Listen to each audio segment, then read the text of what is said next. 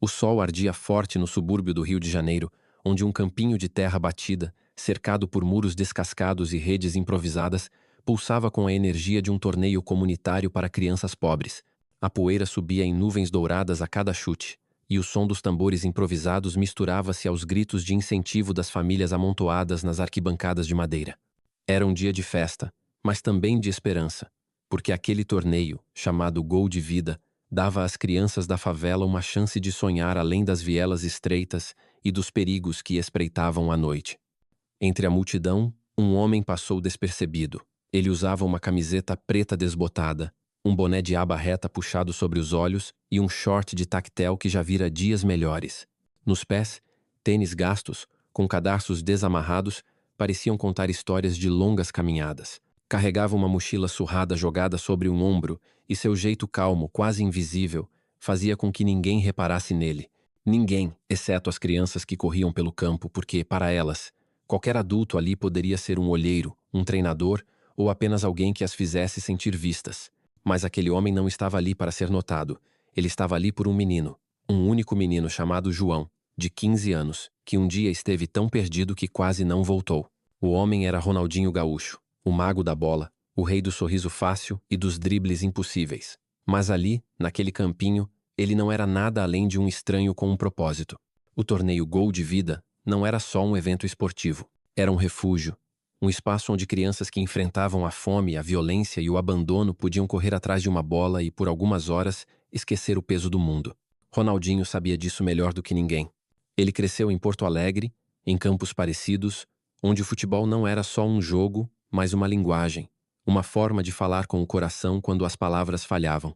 Por isso, há anos, ele financiava o torneio em segredo, pagando por bolas, uniformes, chuteiras e até a pintura das linhas tortas do campo.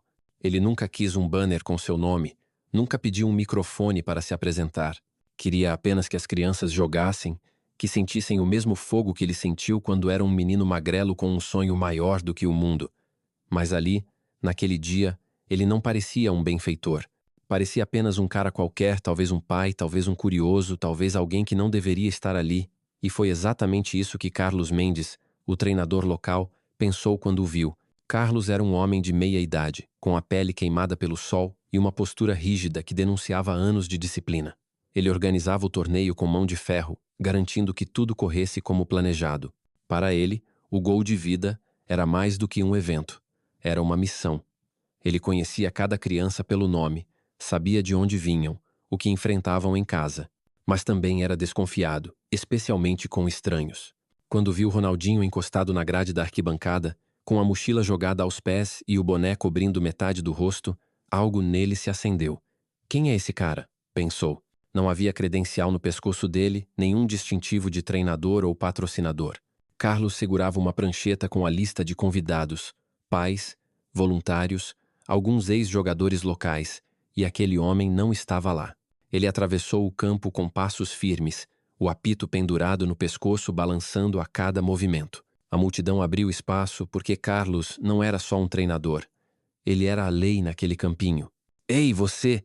gritou Carlos, apontando para Ronaldinho. O tom era cortante, alto o suficiente para fazer algumas cabeças se virarem. Ronaldinho levantou o olhar, mas não se moveu. "Esse lugar é reservado para quem faz parte do torneio. Quem é você? Tá na lista?" A voz de Carlos era uma mistura de autoridade e desprezo. Ele estava acostumado a lidar com curiosos, às vezes até com bandidos que tentavam se infiltrar nos eventos comunitários. Para ele, Ronaldinho, com sua roupa simples e sua postura relaxada, parecia um problema em potencial. Ronaldinho tirou as mãos dos bolsos, mas não respondeu de imediato. Ele olhou para o campo, onde João, o menino que ele viera ver, aquecia com os outros garotos, o rosto iluminado por um sorriso que não existia 2 anos atrás. "Eu vim por causa do João", disse Ronaldinho a voz baixa, quase engolida pelo barulho da torcida. Carlos riu, um riso seco, sem humor. "João? O moleque do time azul? E o que você é dele? Pai? Tio? Ou só mais um que acha que pode aparecer aqui e fingir que é importante?" A multidão ao redor começou a prestar atenção. Algumas mães cochichavam, apontando para o homem de boné. Crianças pararam de chutar a bola para olhar. Carlos, sentindo os olhos sobre ele, decidiu dobrar a aposta. Ele pegou uma garrafa d'água que segurava e, num gesto teatral, jogou o conteúdo na direção de Ronaldinho. A água respingou na camiseta dele, escorreu pelo peito e pingou na terra seca. Um silêncio pesado caiu sobre o campinho. Até o som dos tambores pareceu hesitar. Ronaldinho piscou, mas não recuou. Ele limpou uma gota que escorria pelo queixo e olhou para Carlos, não com raiva, mas com uma calma que parecia desarmar o momento. Eu não vim causar problema, disse ele, ainda baixo. Só vim ver o João jogar. Carlos, porém, não estava disposto a ceder. Ele deu um passo à frente, o dedo apontado como uma arma. Você não tá na lista, cara. Não tá na lista, não entra. E se não sair agora, eu chamo a segurança. Ele levantou a mão como se fosse chamar alguém, mas seus olhos buscavam a multidão, querendo a validação dos outros. Ronaldinho não se mexeu. Ele olhou para o chão por um instante, como se estivesse pesando o que fazer. Não era a primeira vez que o julgavam pela aparência. Ele já tinha sido o menino pobre que ninguém levava a sério, o jogador que diziam que não duraria por causa do jeito descontraído. Mas ali, naquele campinho, a dor era diferente. Aquele lugar deveria ser um santuário, um espaço onde ninguém precisava provar quem era para ser bem-vindo. Ele respirou fundo e disse, mais firme dessa vez. Eu faço parte do Gol de Vida. Não sou novo aqui. Pergunte ao João. Carlos riu de novo, agora com um tom de deboche. Faz parte? Você? Olha pra você, cara. Parece que saiu de um bar e caiu aqui por engano. O que você é? Um treinador de araque? Um olheiro que nunca jogou bola na vida? As palavras de Carlos eram como facas, cortando não só Ronaldinho, mas o espírito do torneio. Algumas pessoas na multidão começaram a murmurar, desconfortáveis. Um voluntário, um rapaz magro com uma camiseta do Flamengo, tentou intervir. Calma, Carlos, deixa o cara explicar. Mas Carlos o ignorou. Ele estava no comando, e ninguém ia questionar sua autoridade. Do outro lado do campo, João terminava o aquecimento. Ele era um garoto magro, com pernas longas e um jeito de correr que lembrava um jovem Ronaldinho, cheio de ginga e liberdade. 2 anos atrás, João era outra pessoa. Ele vivia nas ruas, perdido no vício, roubando para sobreviver. Uma noite, sentado num beco com uma garrafa na mão, ele pensou que não havia mais volta. Foi quando Ronaldinho apareceu. Não com promessas, não com dinheiro, mas com uma bola. Ele sentou ao lado de João, chutou a bola para ele e disse, se quiser, joga comigo. Se não quiser, eu fico aqui mesmo. Eles jogaram até o sol nascer, e pela primeira vez em meses, João sentiu que alguém o via, não como um problema, mas como um ser humano. Ronaldinho o levou para o Gol de Vida, pagou por sua reabilitação, deu a ele um par de chuteiras novas. Nunca pediu nada em troca, nem mesmo que João soubesse seu nome. Agora João estava ali, pronto para jogar o torneio, com um brilho nos olhos que dizia que ele havia encontrado um caminho. Quando João viu a confusão na arquibancada, ele parou. Seus olhos encontraram Ronaldinho, e o mundo pareceu desacelerar. Ele largou a bola, ignorou o chamado do treinador e correu em direção à grade. Seu Ronaldo! Gritou ele, a voz cheia de espanto e gratidão. A multidão congelou. Seu Ronaldo? As palavras ecoaram e cabeças se viraram. Carlos franziu a testa, confuso. Você conhece esse cara? Perguntou ele, a voz agora menos segura. João não respondeu diretamente. Ele parou na frente de Ronaldinho, o peito subindo e descendo com a respiração acelerada.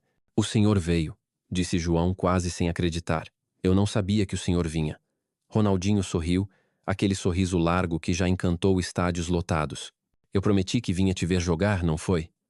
A simplicidade da resposta desarmou a tensão, mas também acendeu uma faísca de curiosidade na multidão. João virou-se para a multidão, a voz tremendo, mas cheia de convicção.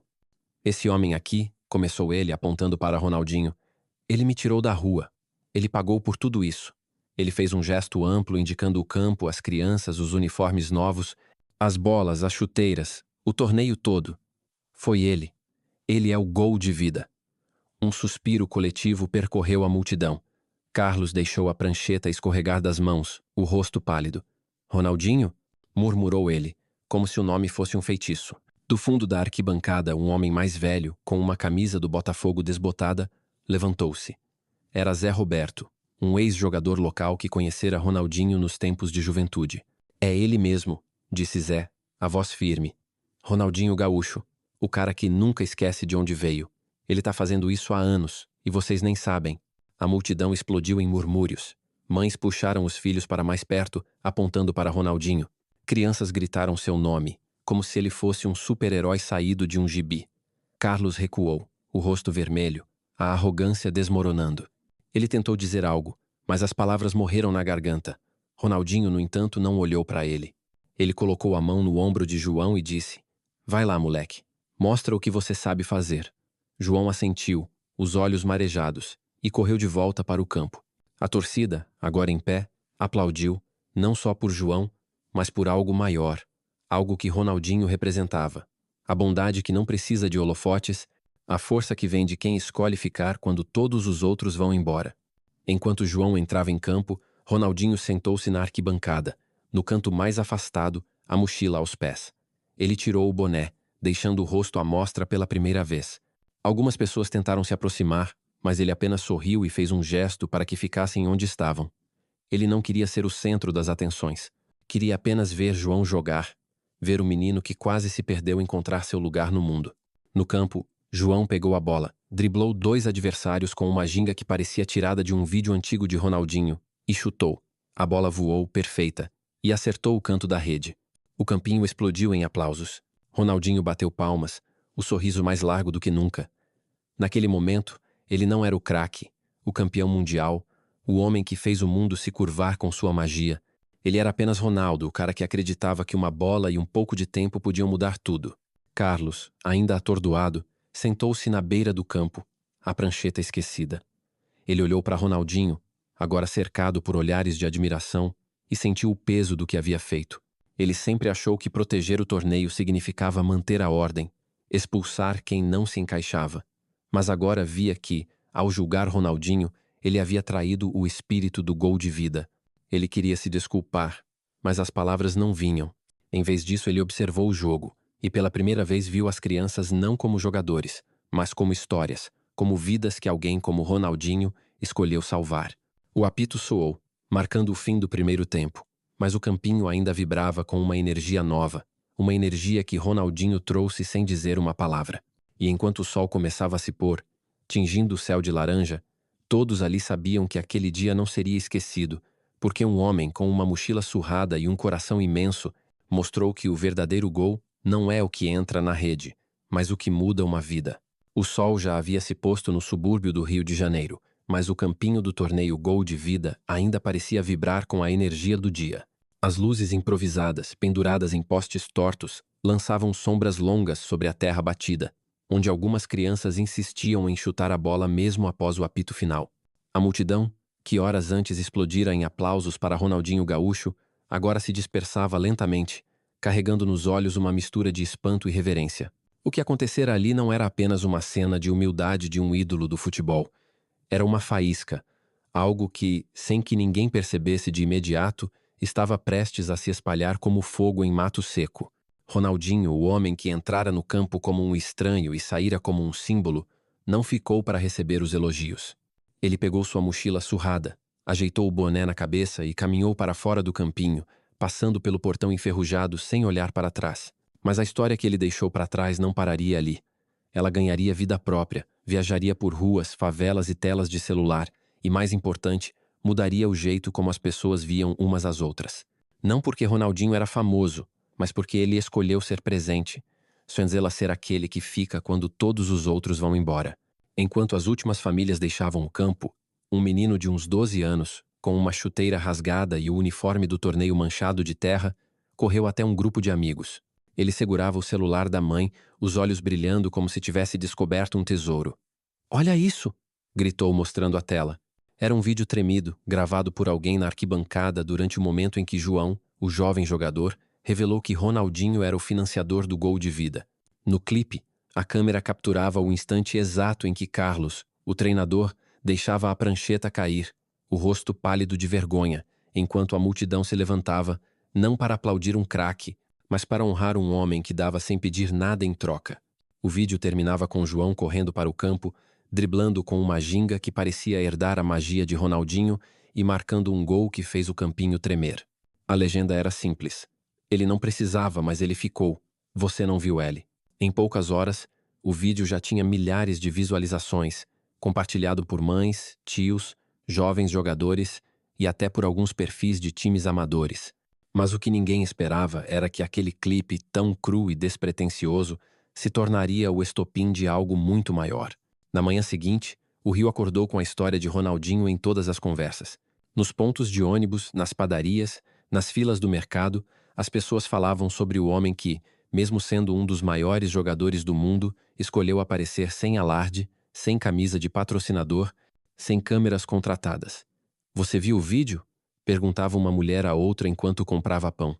"Eu achei que era montagem, mas é ele mesmo, o Ronaldinho, pagando tudo para as crianças da favela." No WhatsApp, grupos de bairro trocavam mensagens frenéticas, compartilhando não só o vídeo, mas também histórias de outros Ronaldinhos, pessoas comuns que, sem pedir reconhecimento, faziam a diferença. Um motoboy postou sobre um vizinho que consertava bicicletas quebradas para os filhos de catadores. Uma professora compartilhou a história de uma colega que dava aulas de graça para adolescentes que não podiam pagar cursinho. E em um grupo de jogadores amadores alguém escreveu: "A gente treina para ser o melhor, mas o Ronaldinho mostrou que o melhor é quem ajuda sem querer troféu." A hashtag "Você não viu L" começou a aparecer em outras cidades. São Paulo, Salvador, Recife, cada post trazendo uma nova história de bondade silenciosa, de gente que, como Ronaldinho, escolhia ficar ao lado de quem precisava. Enquanto a internet fervilhava, Ronaldinho estava a quilômetros dali, em outro campinho, este na Baixada Fluminense. Era um lugar ainda mais humilde que o do torneio, com redes furadas e uma arquibancada que não passava de alguns bancos de concreto rachados. Ele chegou cedo, antes mesmo dos jogadores, carregando uma sacola cheia de bolas novas e um pacote de meias esportivas. O treinador local, um homem chamado Seu Jorge, o reconheceu imediatamente, mas Ronaldinho levantou a mão, pedindo silêncio. "Não conta pra ninguém, tá? Vim só ajudar os meninos", disse, com aquele sorriso que parecia desarmar qualquer formalidade. Seu Jorge assentiu, ainda meio atônito, e o deixou trabalhar. Ronaldinho passou a manhã distribuindo as bolas, amarrando os cadarços das chuteiras de crianças que nunca tinham tido um par novo e jogando pelada com eles. Ele não dava passes perfeitos nem fazia dribles de comercial. Apenas ria, deixava os meninos roubarem a bola e caía na gargalhada quando alguém tentava imitar sua ginga.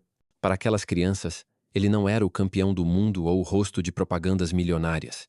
Era o tio do boné, o cara que parava para ouvir quando elas contavam sobre a escola, sobre as brigas em casa, sobre os sonhos que pareciam grandes demais para caber na vida que conheciam.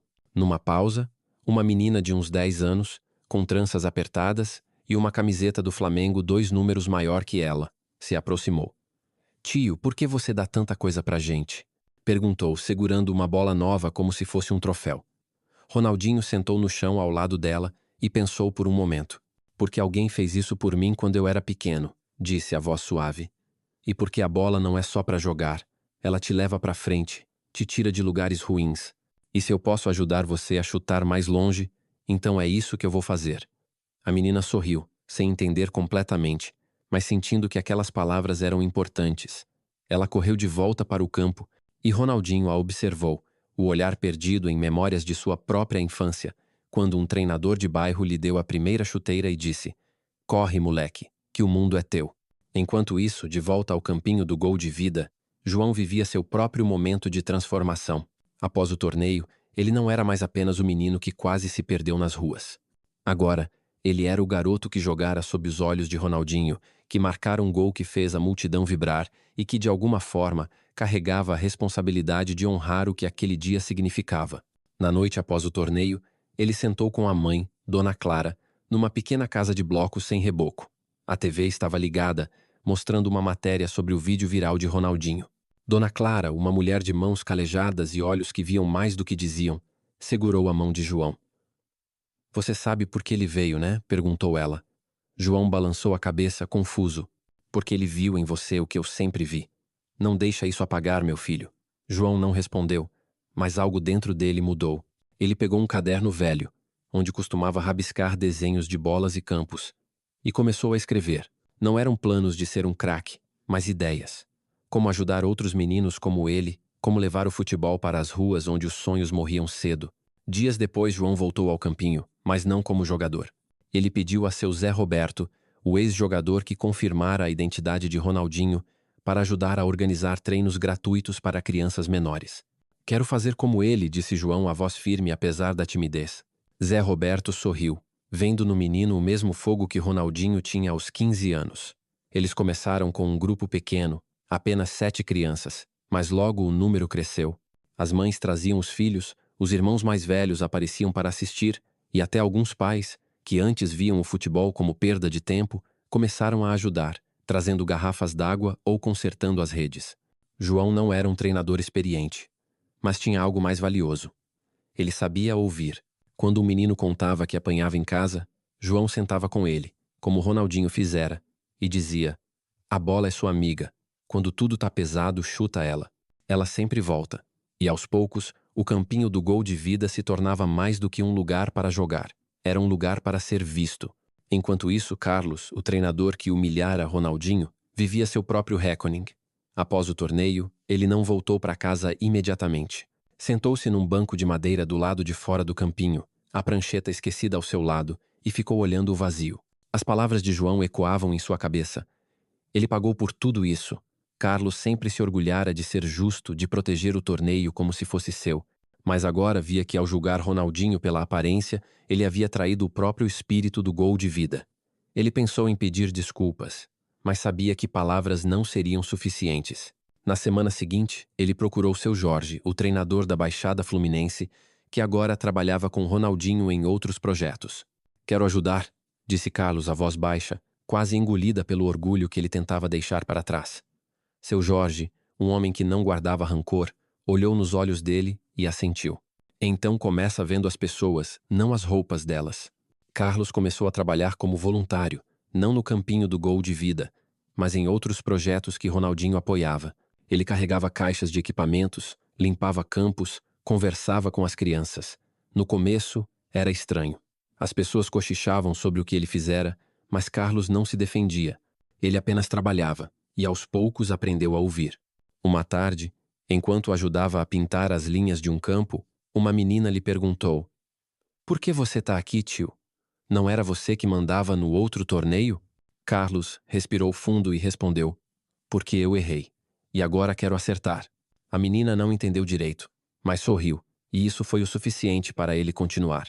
Enquanto isso, a história de Ronaldinho continuava a se espalhar. Em Salvador, um grupo de jovens criou um projeto chamado Chute Certo, inspirado no Gol de Vida, para levar futebol a comunidades carentes. Em São Paulo, uma ONG começou a usar a hashtag "Você não viu L" para arrecadar fundos para uniformes de times infantis. Até em Manaus, onde o futebol muitas vezes perdia para o trabalho infantil, uma escola adotou o lema de Ronaldinho: "A bola te leva para frente." E em cada canto, as pessoas compartilhavam histórias de bondade silenciosa. Um pescador que dava peixes para famílias sem comida. Uma costureira que fazia uniformes de graça para times de rua. Um motorista de ônibus que parava fora do ponto para levar crianças a treinos. O Brasil, tão acostumado a celebrar heróis barulhentos, começava a enxergar os que trabalhavam nas sombras. Ronaldinho, alheio à fama que sua história ganhava, continuava sua rotina. Ele visitava campinhos, escolas, centros comunitários, sempre com a mesma mochila surrada e o mesmo boné. Em uma dessas visitas numa comunidade em Niterói, ele encontrou João novamente. O menino, agora com 16 anos, estava diferente. Mais alto, mais confiante, ele liderava um grupo de crianças num treino improvisado. Ronaldinho parou na entrada do campo, observando em silêncio. João o viu e correu até ele, o sorriso tão largo que parecia iluminar a noite. "Seu Ronaldo, o senhor veio!" Ronaldinho riu e bagunçou o cabelo do menino. "Tô vendo que tu tá mandando bem, hein?" João corou, mas não desviou o olhar. "É por causa do senhor. Eu quero ser como o senhor. Não o jogador, mas o jeito que o senhor é com a gente." Ronaldinho ficou quieto por um momento, os olhos brilhando com algo que não era orgulho, mas gratidão. "Você já é melhor que eu, moleque. Só não para de chutar." Antes de ir embora, Ronaldinho deixou uma carta com seu Jorge. Era um papel simples, escrito à mão, com a letra tortuosa de quem não está acostumado a escrever muito. "Não me agradeçam. Não ponham meu nome em placa. Isso é para os meninos, para as meninas, para quem precisa de uma chance. Só não esqueçam de olhar para quem está do lado, porque às vezes é ali que a vida muda. Radez." Seu Jorge leu a carta em voz alta para os voluntários, e todos ficaram em silêncio, não por tristeza, mas por respeito. A carta foi guardada, não como um troféu, mas como um lembrete. Meses depois, o campinho do gol de vida ganhou uma novidade. Um pequeno placa de metal, sem logotipos ou nomes de patrocinadores, foi fixada na entrada. Dizia apenas: "Para quem traz o sorriso, R10". Ninguém sabia quem a colocou ali, mas todos sabiam por quê. Ronaldinho nunca voltou àquele campinho, mas sua presença permaneceu.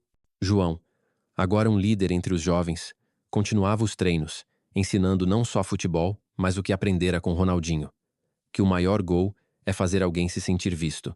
Carlos, transformado, trabalhava em silêncio, ajudando a construir novos campinhos. E o Brasil, aos poucos, aprendia a celebrar não só os craques que brilham nos estádios, mas os que iluminam as ruas. Numa noite quente, um vídeo novo apareceu na internet. Não era do torneio, nem de Ronaldinho jogando. Era um clipe simples, filmado por uma criança, mostrando ele sentado na terra, rindo com um grupo de meninos enquanto amarrava o cadarço de uma chuteira quebrada. A legenda dizia: "Ele não precisava, mas ele ficou." E abaixo, a hashtag que agora era um movimento. "Você não viu ele." O vídeo terminava com Ronaldinho levantando-se, a mochila no ombro, caminhando para fora do quadro, como se nunca tivesse estado ali. Mas ele esteve, e isso fez toda a diferença.